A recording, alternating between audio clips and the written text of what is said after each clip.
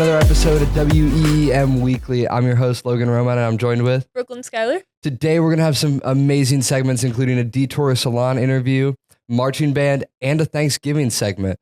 What are you most excited for? You know what? I loved the Halloween segment last week. That was hilarious to listen to and watch. So I think I'm going to go with the Thanksgiving one. It's a fun one. I was in that one when we recorded it. It's fun. Yeah, it was. I'm so excited. It's gonna be good.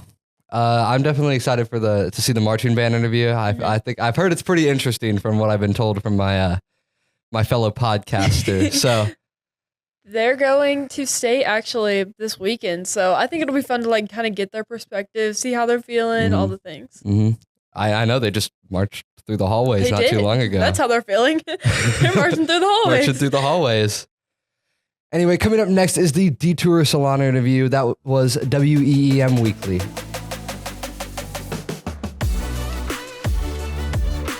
Welcome to another segment of WEEM Weekly. For this segment today, I am speaking with JB Shelton. Alrighty, so you are basically running Detour Salon and Style, which is a very famous underwriter for us. So for my first question for you, what is your position at the salon? Well, I have been the owner since December of 2016 when we opened. Then I also specialize in hair loss. So I do some hair restoration treatments as well at our spa, Awaken, which is next door. And then I still do hair a couple days a week because I love it so much and I love my people. It's always great to work with people that you actually like. So what exactly is it like being in the cosmetology industry? You know, that's a great question. And I think standing on the outside, it might appear to everybody to be like this fabulous career where you work in beauty and makeup and you make everyone feel great and look great. And that is true. But there is a lot of hard stuff about our career choice. You know, in the beginning, it can be very difficult to build a clientele. And many young professionals struggle with that in the beginning. That's why one of the reasons why I created Detour, because I wanted young professionals to have a place to go and to be supported and encouraged in the beginning and forever stages of their career. Wow. It's a lot of physical work and it takes a lot of energy. You know, you think about when you've been a hairstylist, just say 5+ years, you have you should by then have, you know, a decent amount of clientele that you're working with. And not only are they clientele, but, you know, they're relationships that you have built. Yeah. Sometimes my clients see me more than they see some of their family, you know. Wow. And then, of course, when they're in the chair, it's almost like the therapist's couch. Yes. We start hearing about all of the successes of their life, but also the pain and trauma. And so to be a hairstylist, you really have to be someone who can stand with another human being during difficult times and allow them to hold space during those difficult times, especially those moments when they're telling you a story of pain in their life. To be able to stand strong and be there, you know, that takes a whole different level of experience and energy. So it's fun and it's fabulous, but it is a lot of hard work and it takes a strong commitment to yourself, believing in yourself, and then a strong commitment to your clients. Yeah. Every time I go to the hair salon, I always overhear some of the craziest stories. And I'm like, your hairstylist is your therapist. And that just plays in my mind all the time. Even though I'm very shy. I don't talk to my hairstylist. I'm just like, yeah, can you please do this? And that's it. Well, you know, it's funny you mentioned that because that is a new trend, the silent hair appointment. Really? Yes. And so we have tried to start acknowledging that some of our clients may want just to come in and be taken care of and be pampered without having to do a big discussion or go through a bunch of stuff. They just want to sit and kind of be in their own space and have some quiet without people needing from them. So we've tried to incorporate that into our consultations, actually, to find out what our guests are really wanting out of their experience. That's actually really enticing and comforting to know, because some people, well, if they're having a hard day, they may not want to talk at all. And usually I'm not having a hard day. I just don't like to talk. So what is a very memorable experience that you have for being in this industry for a long period of time? Well, I think one of the things is, and I may get emotional because I truly love what I do. And Yeah. I love this community, Madison County, Mm-hmm. and I love the people that I take care of. I always say, I don't sell shampoo, I sell confidence and restoration. So some of the highlights, I think when you've been in the industry like I have, I've been a licensed cosmetologist for 22 and more years now, and I've had some clients for 22 years as well. Wow. And so when you're in a relationship with someone for 22 years, you share the highs and lows, and not just of their life, but of their children's lives. And then being a part of a child's life, giving them their first haircut, Yeah. and then being part of their 16th birthday and proms and homecomings and graduations. And one of my clients I started taking care of when she was a sophomore in high school. So I've been with her through proms, graduations, weddings, babies, college graduations, jobs, and she's actually a partner of mine now. She helps me with my marketing Aw. on the inside of the business as well. And then being a hair loss expert, using some of the programs that we have available, watching a human who is in tears of their hair loss, Yeah. scared, frightened. Will it turn around? Am I going to be bald?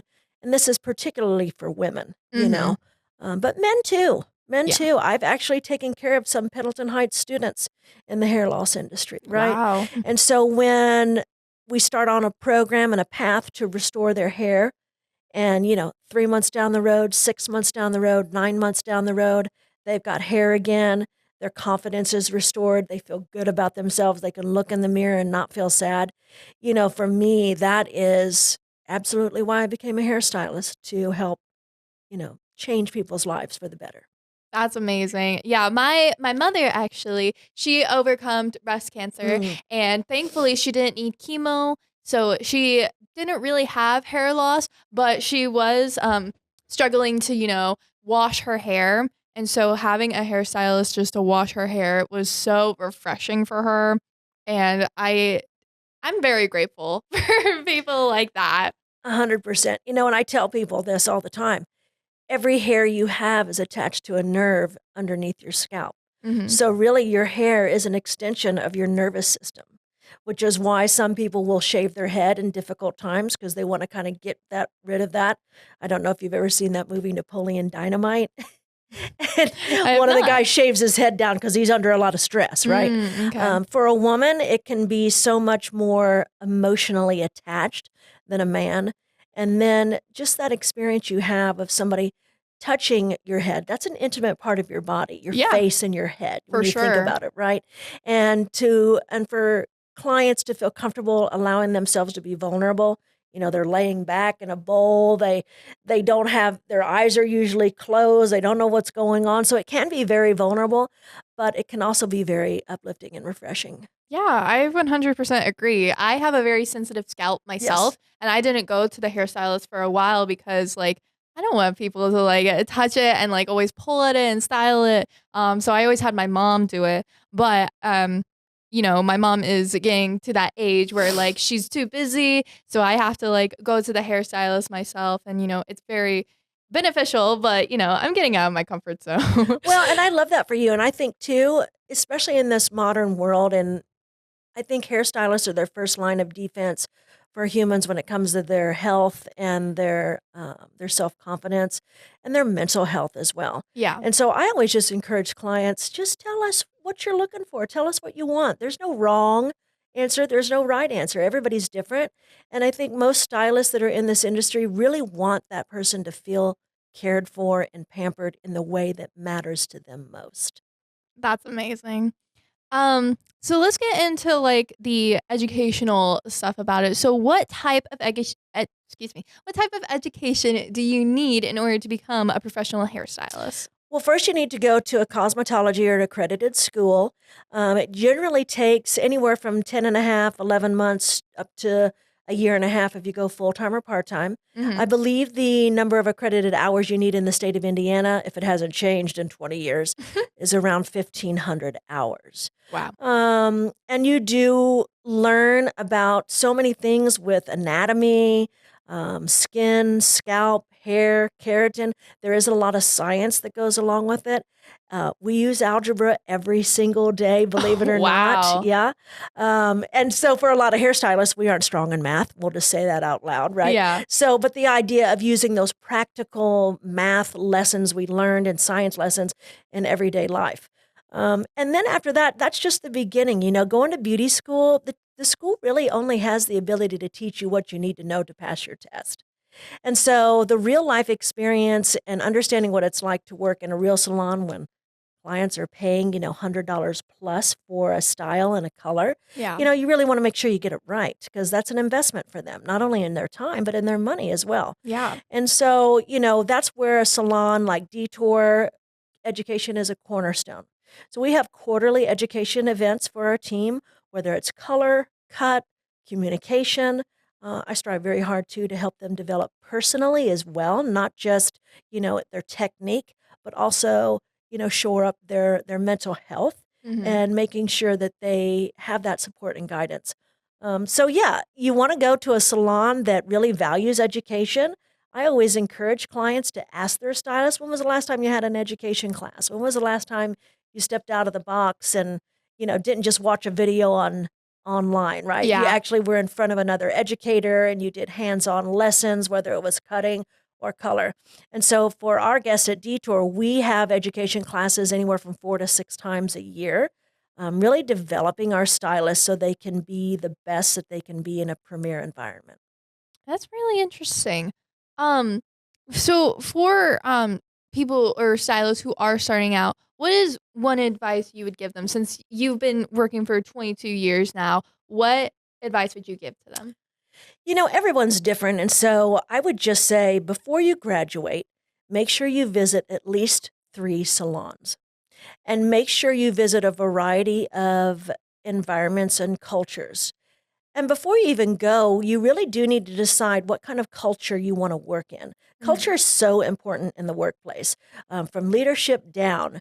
Is everybody on the same page? Is everybody honest and forthright? Does everybody want the best for everyone in the room, right? Mhm. We actually have a no gossip policy Oh, at wow. our salon because I really have been striving the last few years, especially since COVID, to create an environment that's healthy and professional for our team, getting out of that old kind of moniker about hair salons being just a gossip fest and, we're just slapping color on people and gossiping about the town, right? That we're totally not in for that vibe anymore. Yeah. We're here to be a professional and hold ourselves upright and then perform as a professional, which means how do you act at work?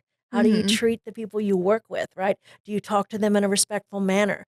Do you bring all your toxic, pain from your personal life? Do you bring it in and throw it around the break room, right? Yeah. Those are things that are so important for young stylists to look out for. And then understanding what's important to you. Do you want continued education? Do you want to be certified in any kind of specific, category of the business? Do you want to work with a team? Do you want to feel supported? Do you want to do it all by yourself? There's 2 different models out there, commission salon, which is what Detour is.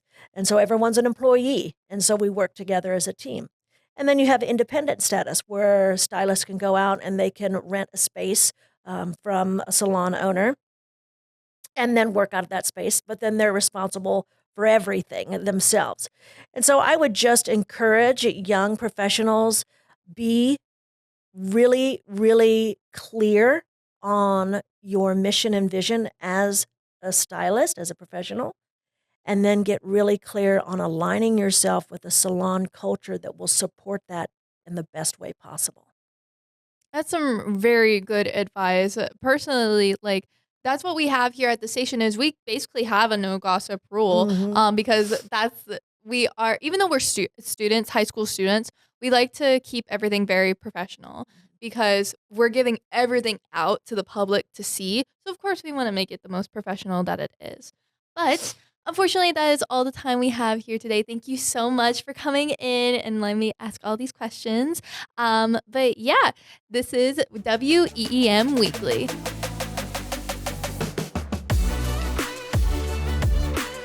All right, welcome back to this segment of the WEEM Weekly podcast. I am Brayden Oxeer, and I will be interviewing people from marching band. So would you guys like to introduce yourselves? I'm Carter Minderman. I'm Will. My name is Roman Hoppy. That's great, guys. All right, so let's just get the questions started. So what exactly is marching band? All right. So it's as simple as it sounds, really. It's, you're playing an instrument, but also you're marching. So you're walking around on the field.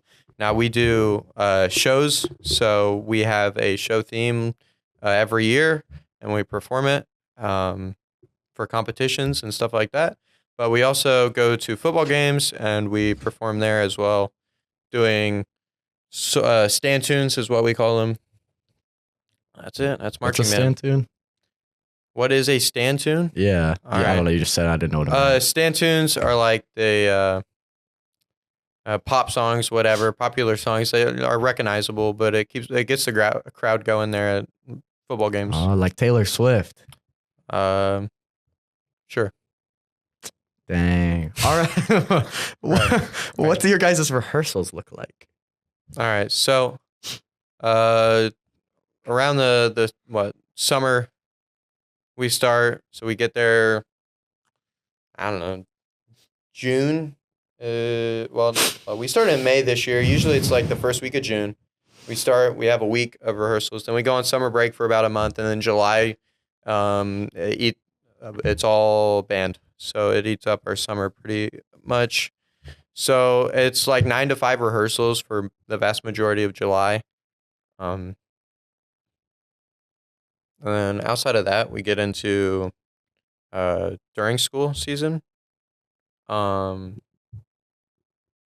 which are like more like 3-hour rehearsals. Yeah. But we get there, we warm up really. We get moving, and then we start playing the music for our show. We practice playing stand tunes. We march and we rep that stuff over and over. And finally, usually at the end of the rehearsal, we do a full run of what all we've got for our show, and then we go home. Yeah. So that's why you can't play Fortnite over the summer that much? Exactly. Yeah. Exactly right. So since Carter's been the only one answering, Will, Yo. how long's the marching band season? As Carter said, we started in June. This year it started in May because scheduling just didn't work out funky. So all the way from June till November is when awards or Christmas parade are. Sometimes state. Last year was in mid-October. Mhm. So 6 months about, with almost a month of that being mostly a break. Dude, it's like half the year. Yeah. Yeah. Okay. How often are you guys at practice? Yeah, same thing. So it's about here during school we do 3 days a week, and usually over the summer it was about 4 days a week. All right. Yeah. I don't know. It just sounds long and kind of. Oh, and then also Saturdays we do a lot of competitions, invitationals, whatever. Roman Hoppy, what is your favorite part of band? My favorite part of band, that's tough. Now, the actual band part of band, I really don't like, and I don't like marching. But it's like the time we have off, it's the bus rides, it's like after we're done performing and we get to like sit around with our friends and stuff and like talk. Yeah. And on the bus, we do a variety of things. What kind of variety of things, Roman? We just like mess around on our phones, like Instagram sometimes, Brawl Stars, all that. You really like Brawl Stars, Roman. I love Brawl Stars. Right. Yeah. What instruments do you guys play? I play the trumpet. Oh, I play the trumpet as yeah.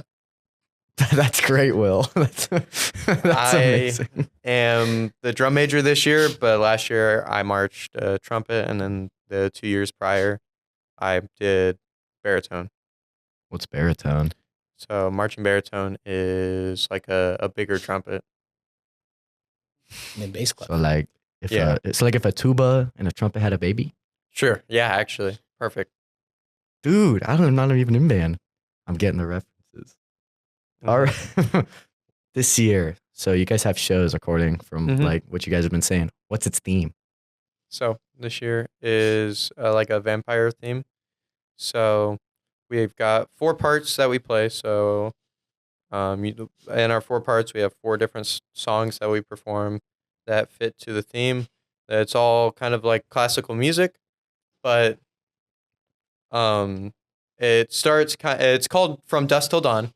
So it starts at like, what is that? About 9 o'clock at night, right? And then Yeah. it goes to midnight. And then finally it's 3 a.m. The vampire, or well, what? Not 12 o'clock is like the ball. It's a whole bunch of dancing, like a classical dance, like you'd see at like a castle or whatever. But dance it's a vampires. Like a So- Dance of Nights. Yeah, Like Dance of Nights. Lycanroc from Pokemon. Sure. So we get to 3 a.m. The vampire has found her victim, and she bites him, turning him into a vampire.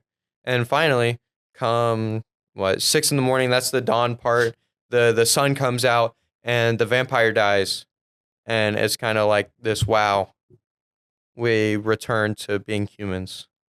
It's rather simple, but when it comes to putting on a show, a full on production, that simple idea does kind of really become a full production. So is it like a play mixed with just music then? Yeah. All right. Yeah. Yeah. Musical, pretty much. Yeah, not singing, but still. Musical and without marching. musical Yeah. without. Okay. Yeah. Mhm. How Ballet. ballet? Yeah, kind of. There's no talking or anything. It's just music and dancing. Are you a ballerina, Roman?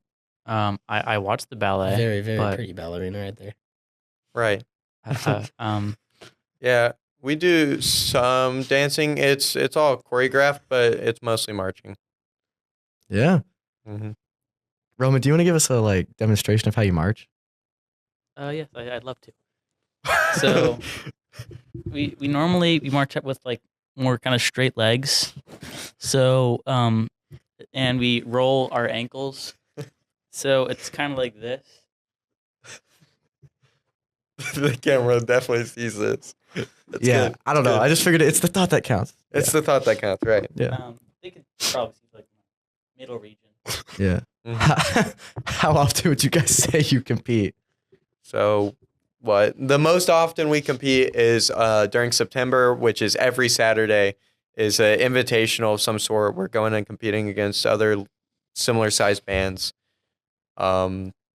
We start in late August, usually is our first competition, and then we end there in November with our semi-state and state finals. So how's a marching band organized?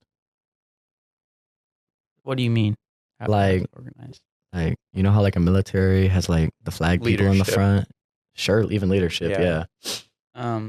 So normally when you do like parades or tracking block and stuff, we have the drum majors in the front and the directors up there, and we have the woodwinds and like near the front. Then we have the percussion and kind of like the center, and behind them we have all like the brass, like the good ones.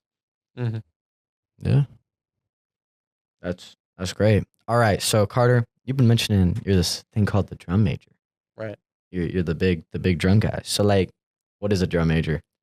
So drum major is like the top student leadership position. So one of my big jobs as a drum major is like assisting and running rehearsals. So I am, one of 3 people that out of the 100 members, I am like the man kind of guy. Yeah. Sorry. Our cameraman's having little technical difficulties right now. He's giggling a little bit. So what's like the most difficult part of being drum major? You'd imagine that it's the running rehearsals, but it's really not.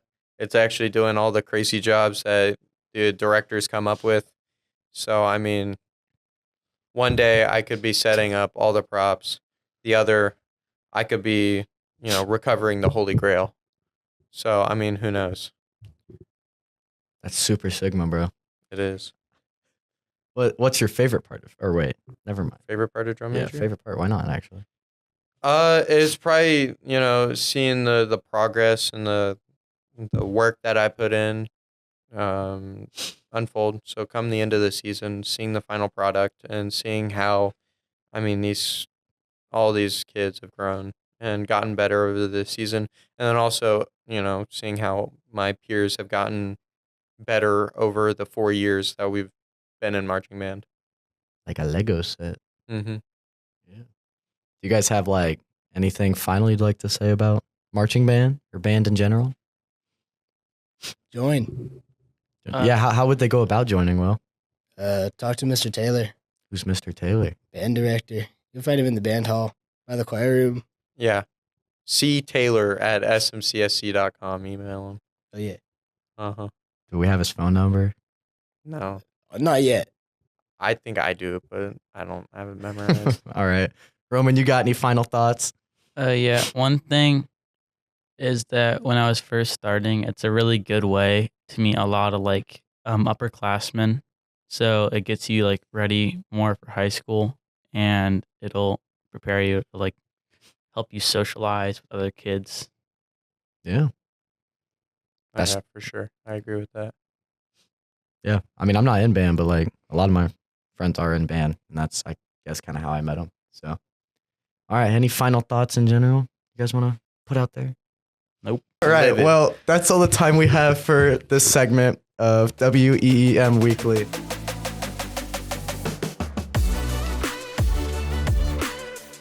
Welcome back to this segment of WEEM Weekly. We're going to be interviewing some podcast staff, me and Logan are, because we're just super awesome sauce. We're going to be talking about Thanksgiving. So you guys want to introduce yourself? I'm Elena Ihorn. I'm Logan Romine. And I'm Kellen Bowers. All right. So let's get started. So first of all, like, just general opinions on Thanksgiving. It is the best holiday, of course. But like, anybody else have? Yes, it is, Kellen. No, It is not the not, best holiday. bro. I It is think- fire though. I do like the food. I think Thanksgiving is definitely up there for one of my favorites. It is. It's the best. I can't say the same. I don't really like it. The food is- Christmas and Halloween are so much better, bro. It's The like- food's good though. The food is fire, but you're sandwiched in between like two top tier holidays as an A tier holiday. It just it diminishes your value as a holiday. Yeah. I mean, I'm not saying like it's horrible. It's great. It's just not. I'm not putting it in my top two, bro. Yeah, exactly. Like, My Yeah, so top two are Thanksgiving and Christmas. That's fair. where's That's real. Halloween, bro? Halloween just isn't that just, cool. I don't like Halloween. I don't like anything scary. So That- Sucks. That's just why. Okay. All right. So first off, what are you guys' favorite things to do on Thanksgiving? Eat like- food. I like to cook. I like to bake. I bake a lot, so I'm a little baker boy. I bake a lot of pies and cookies and stuff I and open bread. I open presents on Thanksgiving. What? Yeah. Oh yeah, your birthday. Yes, sir. Oh, Yeah, my birthday is like every few years on Thanksgiving because how Thanksgiving works. But yeah, so I That was- open. that was so confused. I either get the new Pokemon game or Beyblades. I don't know. I haven't gotten anything for the past few years, but like, Are you guys ready for Thanksgiving break? Yes. yes. That's the one thing I'm excited for. Black Friday. Black Friday too. yeah, That's true. yeah. Get some shopping deals. I can get more guitars. I can get V-Bucks. That's Okay. true. You get some Black Friday deals on the Fortnite Festival shop. I refuse to- Wild Ooh. Fortnite V-Bucks. It's like $5 for a song. I've It's never so- spent any money on Fortnite. I've Uh-huh. spent probably over $100 on Fortnite. That's wild. I've probably. I'm not gonna say I'm anything. probably up there. Continuing on. Yeah, what's your guys' favorite Thanksgiving food? That's really- probably corn, man. It's corn. Just corn. It's corn. That was was so wrong. It's the rolls. No, I The rolls are the love- best no. part of Thanksgiving. No. Yes. No. No. Yes. No. I love No. a good green bean casserole because that's what I make. Or what's it called? Corn casserole. I love corn casserole. You know what? Actually, I'm gonna change my answer. Cheesecake. You know, That's so fair. Ooh. Fine. Honestly, cheesecake is so fire. What type of cheesecake though? Ooh, I don't know, man. Like cherry or like some strawberry? pumpkin pie. That's my favorite food. I like apple pie.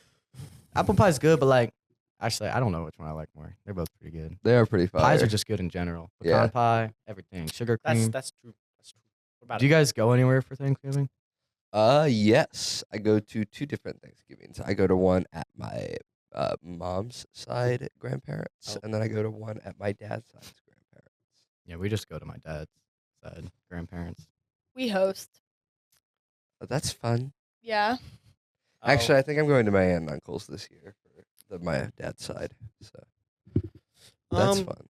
I think I was gonna go to Seattle because we were gonna go out there and hang out. Or it's just Bro, I Seattle? don't have like any family in Indiana. oh, that's fair. My It family, literally, we honestly. just have like 2 grandparents that live here, and then we have like ones that are all the way down, like the bottom of Indiana. So it's like, But down there. And yeah, down there, Down there. in the down country. there. My family, we have family that lives out in Seattle. They're filthy rich. But Filthy rich. so, like, what's your guys' favorite memory from Thanksgiving? Me and my Mimi would make noodles the day before. Yeah, that's fire. Actually, yeah. Sorry, I didn't mean to cut you off, but yeah, my favorite memory. I just like the food, so I just eating dinner with like my family. My favorite was when over COVID, we got it for like the second. I had COVID for the second or third time, and then like we couldn't go to Thanksgiving, so I just got to like phone in. Pretty fun. Sat there with the pumpkin pie and talked to people over Zoom. It's pretty dope. Yo, let me Thanks. Zoom call my Thanksgiving, bro. Yeah. It means a lot to me, guys. I love Thanksgiving. Are you just that thankful? Yeah. I also like getting the presents. the presents? I mean, my favorite memory was probably before my grandparents, they moved out like to Indiana. They used to live in California because for some reason, like all my family just lived in that area. Is your family just on the other side of the country? Literally, it's either Oregon, Washington, or California. That's like where most of them are at. And then so we went out there to California, bro. We drove there. I did not like that. I was a child too, dude. That was one boring car ride. Except Yeah. sleeping. I just slept the entire way because I sleep. Bro, I can't sleep in cars. It's so bad. So I I just don't have know, to man. straight like I'm up for 17 hours straight on like some long car rides. I can't say the same. I literally just get the whole back seat to myself and I just lay down. Just that whole back row. But So this is gonna be a pretty good question. You know, like so since Thanksgiving, you know, it's about what you're thankful for. So what are you guys most thankful for? Wow, that was a stale question. Sorry, I don't know why I even had to think about that. Definitely like my family and friends, and then just like the food. The food. Yeah. The food. Yeah, and then probably my band. I enjoy that a lot. It's really fun. Speaking of which, I think we're about to drop on sometime Yo, in this December. might be a leak. Hey. Leak? Leak, yeah, leaking. Leak? We Or may leak? Hey, drop in sample us December. something. Give us a sample. I play guitar. Can You you, can can you do like what Sabrina Carpenter does, like at the end of Espresso, how it just plays the beginning of Please, Please, Please? All right, that sounded really nerdy and really weird. I sound never mind. Okay. Um, yeah. Yeah. Honest, Yeah. honest. Just thankful for it, bro. It's like the same thing. It's friends, family, food, and like maybe one other thing. There's like not much there. All right, my last question before you go. Oh, I didn't answer. Answer it. I'm thankful for my family and my pets and my friends. Thankful for Jesus. That's Yes. about all. Yeah. It's a fair point. All right. So, do you put the Christmas tree up after Thanksgiving or before Thanksgiving? After Thanksgiving. What? I am sorry. It is not Christmas until after the other holidays Let's that go. are before. It is. It's after I Thanksgiving. agree. I'm sorry. There's no reason that you should have a Christmas tree up on November 1st. Let Halloween be Halloween. Let fall be fall. There are people who put it up the second Halloween or It Thanksgiving strikes midnight ends. on Halloween. It's Literally. boom. Christmas tree. I'm like, what Okay, are you Dude, but oh, my bad. My bad. Thanksgiving is so late this year. I understand. Actually, that's kind of fair. It's That, Like- okay, late this maybe, year. yeah. It's Guys, so That's why Christmas in Pendleton is happening. right. Yeah. Wait, that's this weekend. That's isn't it? tomorrow. That's literally tomorrow at the time of this recording. Yeah. Yeah, I don't know guys, when this posts. To be Go honest, check it so- out. I think it posts on Wednesday. You guys got any last things to say? Have an awesome Thanksgiving. Yeah, make sure you have a great Thanksgiving. Yeah, have a great Thanksgiving. Don't have a Thanksgiving. Well, Can I just This- let you- this wraps up our Thanksgiving segment of WEEM Weekly. Once again, I was Brayden. I was Elena. And I was Logan. And I was not Kellen Bowers. All right. Thank you guys for joining and see you.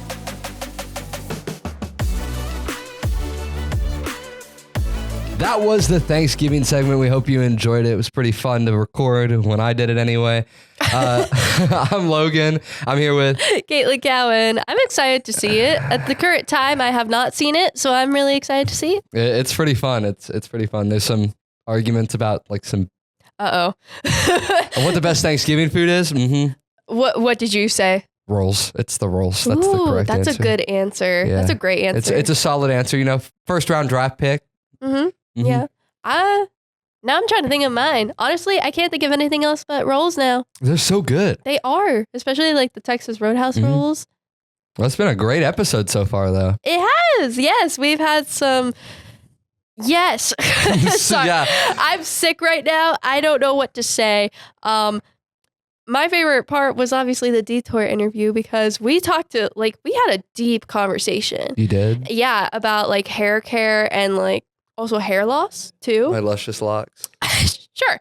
Yeah, we talked about your luscious I know, locks, they're so Logan. luscious. But yeah, we had a great conversation. And then the Marching Man segment, also have not seen it at the time we're recording this, but I've heard they march around. oh yeah, I totally. I would hope so. Yeah. So, I really hope they win state. I think they will. They have a great show. Well, unfortunately, that is all the time we have for you today. That was another episode of WEEM Weekly. Hope you have an amazing day. Bye-bye. Bye-bye.